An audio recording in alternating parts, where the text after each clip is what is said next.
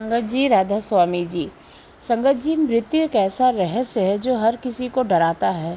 हम इससे भागते हैं, इसे टालना चाहते हैं, लेकिन क्या हमें इसे वास्तव में समझते हैं? क्या मृत्यु का अर्थ अंत है या फिर सिर्फ एक नया आरंभ? क्या यह भय का कारण है या गहरे आत्मबोध की कुंजी? एक सफ़र सिर्फ जीवन में मृत्यु तक नहीं, बल्कि अज्ञान से ज्ञान तक, डर से मुक्ति तक और भ्रम से सत्य तक जाने की यात्रा है। तो क्या आप तैयार हैं एक ऐसी खोज के लिए जो आपको जीवन और मृत्यु दोनों को नए दृष्टिकोण से देखने पर मजबूर कर दे? मगध राज्य, जहाँ समृद्धि और वैभव चारों ओर फैला था, वहीं एक युवक था जिसका नाम सुदर्शन था। वह एक संपन्न व्यापारी का पुत्र था। उसके पास धन, ऐश्वर्य, परिवार और सभी सुख सुविधाएं थीं, लेकिन इन सब के बावजूद वह हर समय एक भय से जीता था, मृत्यु का भय। जब भी वह किसी बुजुर्ग को देखता तो सोचता कि क्या मैं एक दिन बूढ़ा हो जाऊंगा। जब किसी की मृत्यु की खबर सुनता तो दिल बैठ जाता, क्या अगला नंबर मेरा हो सकता है? रात को नींद नहीं आती थी उसे मृत्यु के भय से, क्योंकि मन में बस यही चलता था, अगर मैं मर गया तो क्या होगा, मैं यह सब छोड़कर कहाँ जाऊंगा। यह विचार उसे हर पल सता रहे थे। मृत्यु के भय ने उसके मन पर गहरा प्रभाव डाला था कि उसने खुद को हर सुख से वंचित कर लिया है। ना वह अच्छा भोजन करता था, मनोरंजन में रुचि भी नहीं लेता था। जहाँ लोग आनंद लेते थे वहाँ उनसे वो दूर भागता रहता था। एक दिन उसके मित्र ने उसे एक उत्सव में चलने को कहा, लेकिन जैसे ही उसने सुना कि यह उत्सव किसी राजा की स्मृति में हो रहा है, वह कुछ वर्ष पहले स्वर्ग में सिधार गए थे, तो यह भयभीत होकर के उसने सोचा कि इसका मतलब हर कोई एक दिन मर जाता है, मैं भी मर जाऊंगा। धीरे धीरे उसका डर और बढ़ता गया। उसे हर जगह मृत्यु ही दिखाई देने लगी थी। जब वह अपने पिता को देखता तो सोचता कि मैं भी एक दिन चले जाऊंगा। जब वह अपने आप को देखता तो लगता उसकी सांसें भी एक दिन थम जाएंगी। एक रात जब वह गहरी चिंता में सोया तो उसने एक भयानक सपना देखा कि एक अंधेरी गुफा में वो अकेला खड़ा है और चारों ओर सन्नाटा है। अचानक उसके सामने एक विशाल कंकाल प्रकट होता है, जिसकी खोखली आंखें उसे घूर रही होती है। कंकाल धीरे धीरे उसके पास आता और कहता है, सुदर्शन, तुम मुझसे डरते क्यों हो? लेकिन मैं ही तुम्हारी सच्चाई हूँ। तुम जितना भी बचने की कोशिश करोगे, एक दिन तुम्हें मेरे साथ आना ही होगा। सुदर्शन चिल्लाता है, नहीं, मैं डरता नहीं हूँ, मैं मरना नहीं चाहता हूँ। लेकिन तभी वह गिरने लगता है और गहरी खाई में समा जाता है। फिर अचानक उसकी आँख खुल जाती। वह पसीने से तरबतर था, उसकी सांसें तेज हो रही थीं। वह नहीं हो सकता था कि वह कोई इसका मतलब हल खोजना चाहता था और वह बहुत परेशान था। अब वह समझ चुका था कि इसे एक भय से मुक्ति पानी होगी, वरना उसका जीवन नष्ट हो जाएगा इस भय के कारण। सुदर्शन के मन में मृत्यु का भय दिन प्रतिदिन बढ़ता ही जा रहा था। अब वह अकेले रहने से भी डरने लगा था। उसे लगता था कि कहीं अचानक उसकी मृत्यु हो गई तो फिर उसके परिजनों को कैसे पता चलेगा। लेकिन एक दिन उसके जीवन में एक ऐसा हादसा हुआ जिसने उसके भय को और भी गहरा कर दिया। उसके पिता का व्यापार कई राज्यों में फैला हुआ था। एक दिन उन्होंने सुदर्शन से कहा, बेटा, तुम्हें व्यापार के सिलसिले में श्रावस्ती जाना होगा। हाँ, हमारे व्यापारिक साझेदार से मुलाकात करनी होगी। सुदर्शन को यात्रा से डर लगता था, लेकिन पिता का आदेश था, इसलिए वह मजबूर हो गया। उसने अपने नौकरों के साथ श्रावस्ती की ओर प्रस्थान किया और यात्रा के दौरान वे घने जंगल से गुजरे। वहाँ सुदर्शन ने देखा कि कुछ लोग भीड़ लगाए खड़े हैं। उत्सुकता से वहाँ गया तो देखा कि एक युवा व्यक्ति, जिसकी उम्र अभी 25 से 30 साल ही होगी, निर्जीव पड़ा हुआ है। लोग कह रहे थे, बेचारा अचानक गिर पड़ा, उसकी मृत्यु हो गई। सुदर्शन का दिल जोर जोर से धड़कने लगा। अचानक मृत्यु इतनी कम उम्र में यहाँ कैसे हो सकती है? उसने एक बूढ़े व्यक्ति से पूछा कि क्या वह बीमार था। बूढ़े ने सिर हिलाकर कहा, नहीं, वह पूरी तरह से स्वस्थ था। और मृत्यु का क्या भरोसा, यह किसी को भी किसी क्षण आ सकती है। सुदर्शन को लगा कि उसकी सांसें रुक रही हैं। अगर वह उस युवक के साथ हो सकता है और तो मेरे साथ भी हो सकता है। वह वहाँ ज़्यादा देर नहीं ठहरा, सब घबरा गया और अपने रथ में बैठ गया। जल्दी से श्रावस्ती की ओर निकल पड़ा। श्रावस्ती पहुँचने के बाद भी वह बेचैन था। अब वह अकेले रहने से डरने लगा था। उसे हर समय लगता था कि कहीं उसे अचानक से मृत्यु न घेर ले। रात को जब वह सोने जाता तो उसे महसूस होता कि शायद उसकी ये आखिरी रात हो। कभी कभी उसे लगता था कि उसकी सांसें रुक रही हैं, कभी कभी लगता था कि उसका दिल थम गया हो। उसकी हालत इतनी ख़राब हो गई थी कि उसने भोजन करना भी बंद कर दिया था। अब सुदर्शन समझ गया था कि यह भय यूं ही नहीं जाएगा, इसे इसका हल ढूंढना होगा। क्या कोई है जो मुझे इस डर से मुक्त कर सकता है? एक दिन उसने सुना कि हाँ, कहीं बाबा जी का सत्संग चल रहा है और लोग कहते हैं कि जो बाबा जी हैं वो मानसिक कष्टों से मुक्ति दिलाते हैं। वे जीवन और मृत्यु के रहस्यों को समझाते हैं। शायद वही मेरी समस्या का हल ढूंढ सकते हैं। सुदर्शन तुरंत ही निर्णय लिया और सत्संग में जाना चाह रहा था और उसको लग रहा था कि अब सत्संग में जाना होगा, तभी मुझे मृत्यु के भय से मुक्ति मिलेगी। और श्रावस्ती में बिताए हुए कुछ दिनों में सुदर्शन का मन पूरी तरह से विचलित हो गया था। उसे हर क्षण यही लगता था कि मौत कहीं उसे घेर न ले। वह इस डर से मुक्त होना चाहता था, लेकिन कैसे? सबसे पहले वह एक प्रसिद्ध विद्वान के पास गया और पूछा, गुरुदेव, मृत्यु से मुक्ति कैसे मिले? ने गंभीर स्वर से कहा, मृत्यु तो ब्रह्मांड का अटल नियम है, इसे कोई नहीं बदल सकता है, इसलिए इसे स्वीकार कर लो। लेकिन यह उत्तर सुदर्शन को संतुष्ट नहीं कर सका। स्वीकार कर लूँ कैसे? फिर वह एक योगी के पास गया। योगी ने कहा, मृत्यु से बचने के लिए तपस्या करो, शरीर पर नियंत्रण रखो। जब तुम अपने मन और शरीर पर पूरी तरह से साध लोगे तो मृत्यु तुम्हारा कुछ नहीं बिगाड़ पाएगी। सुदर्शन ने कुछ दिन ध्यान और योग करने की कोशिश की, लेकिन उसका भय दूर नहीं हुआ। अगर यह सच होता तो योगी खुद अमर क्यों नहीं हो जाते हैं?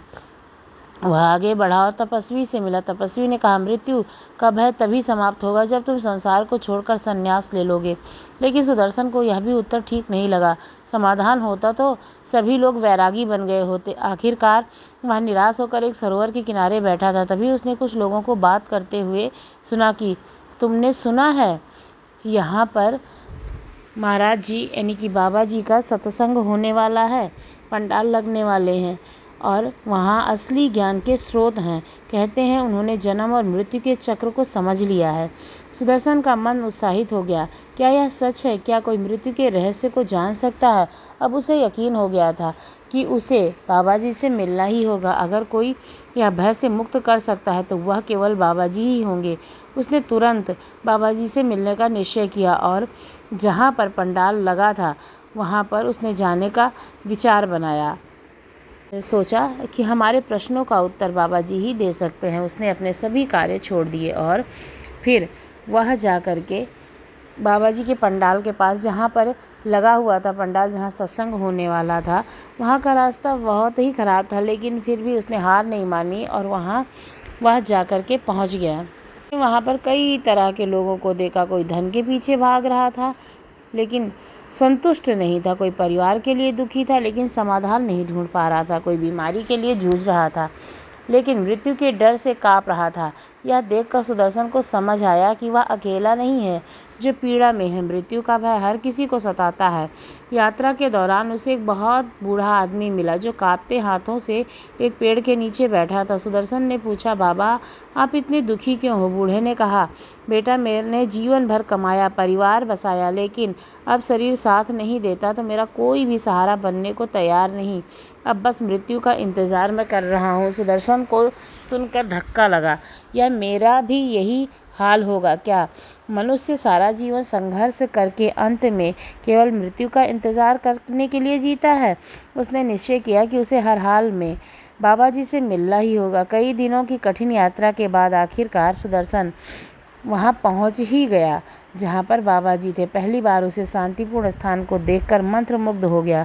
हर तरफ हरे भरे वृक्ष, चहचहाते पक्षी और ध्यान में बैठे बाबा जी। कुछ देर बाद उसने देखा कि बाबा जी एक सत्संग में आए हैं और उनके मन में एक अजीब सी ही शांति है। साधारण मनुष्य नहीं बल्कि स्वयं सत्य जैसे महसूस हो रहे थे। उनके अंदर मृत्यु का भय नहीं था। उन्हें कोई भी डर नहीं सताता था। उनको देख करके ही मन में बड़ी ही शांति महसूस होती थी, ऐसा उसे लग रहा था। सुदर्शन ने धीरे से कहा, नहीं, कोई अमर नहीं हो सकता है तो क्या कोई मृत्यु से बच सकता है? बुद्ध बाबा जी ने गहरी दृष्टि से उसे देखा और बोले, अगर कोई मृत्यु से बच नहीं सकता तो यह भय किस लिए? सुदर्शन चकित रह गया। बाबा जी ने कहा, अगर तुम वास्तव में अपने भय को समझना चाहते हो तो मुझे एक काम करके दिखाओ। सुदर्शन ने कहा, जो भी आप कहेंगे मैं करने को तैयार हूँ। बाबा जी मुस्कुराकर बोले कि तुम नगर में जाओ और घर से सरसों के दाने लेकर आओ, लेकिन शर्त यह है कि वह घर ऐसा होना चाहिए जहाँ कभी किसी की मृत्यु ना हुई हो। सुदर्शन को यह काम आसान लगा। बस इतना ही, मैं तुरंत सरसों के दाने लाकर दूंगा। वह उत्साह से नगर की ओर चल पड़ा। सुदर्शन घर में जाकर सरसों के दाने मांगता, लेकिन हर घर में उसे मृत्यु की कहानी सुनने को मिलती। अब सुदर्शन श्रावस्ती नगर में पहुंचा। सबसे पहले वह एक समृद्ध व्यापारी के घर पहुंचा। वहाँ एक वृद्ध महिला बैठी थी। सुदर्शन ने कहा, माँ, क्या आपने मुझे थोड़ा सरसों देना है? लेकिन एक शर्त है, दाने मुझे ऐसे घर से चाहिए जहाँ किसी की मृत्यु ना हुई हो। यह सुनकर वृद्ध की आंखों में आंसू आ गए। उसने कहा, बेटा, मेरी बेटी कुछ वर्ष पहले ही बीमार पड़ी थी। हम कितना भी खर्च कर लेते लेकिन हम उसे बचा नहीं सके। सुदर्शन चुपचाप वापस लौट आया। इसके बाद वह एक सैनिक के घर पहुंचा, एक नौजवान के घर बैठा। सुदर्शन ने वही सवाल दोहराया। नौजवान ने गहरी सांस ली और कहा, मेरा पिता एक वीर योद्धा था।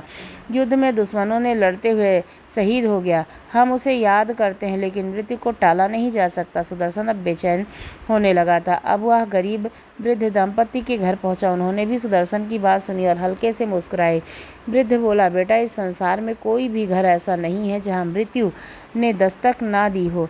मैंने अपने माता पिता को खोया है, अपने भाइयों को खोया है। हम दोनों भी धीरे धीरे अपनी बारी का इंतज़ार कर रहे हैं। यह सुनकर सुदर्शन स्तब्ध रह गया। तो क्या सच में कोई भी घर ऐसा नहीं जहाँ मृत्यु ना आई हो? सुदर्शन पूरा नगर घूम आया, लेकिन एक भी घर ऐसा नहीं था जहाँ किसी की मृत्यु हुई हो। अब उसे धीरे धीरे बाबा जी की बात समझ आने लगी थी। मृत्यु का अटल सत्य है, यह सभी के जीवन का हिस्सा है, इससे भागना व्यर्थ है। वह वापस बाबा जी के पास जाने के लिए निकल पड़ा। सुदर्शन नगर से लौट करके बाबा जी के पास पहुंचा। उसका चेहरा शांत था, लेकिन मन में कई प्रश्न थे। वह बाबा जी के चरणों में बैठ गया और बोला, बाबा जी, मुझे नगर में जाने के लिए आपने क्यों कहा? लेकिन मुझे एक भी घर ऐसा वहाँ नहीं मिला जहाँ मृत्यु ना हुई हो। हर किसी ने अपने प्रियजनों को खोया है। बाबा जी मुस्कुराकर बोले, सुदर्शन, जब यह सच है कि मृत्यु सभी के जीवन का हिस्सा है तो तुम इससे कैसे भयभीत हो सकते हो?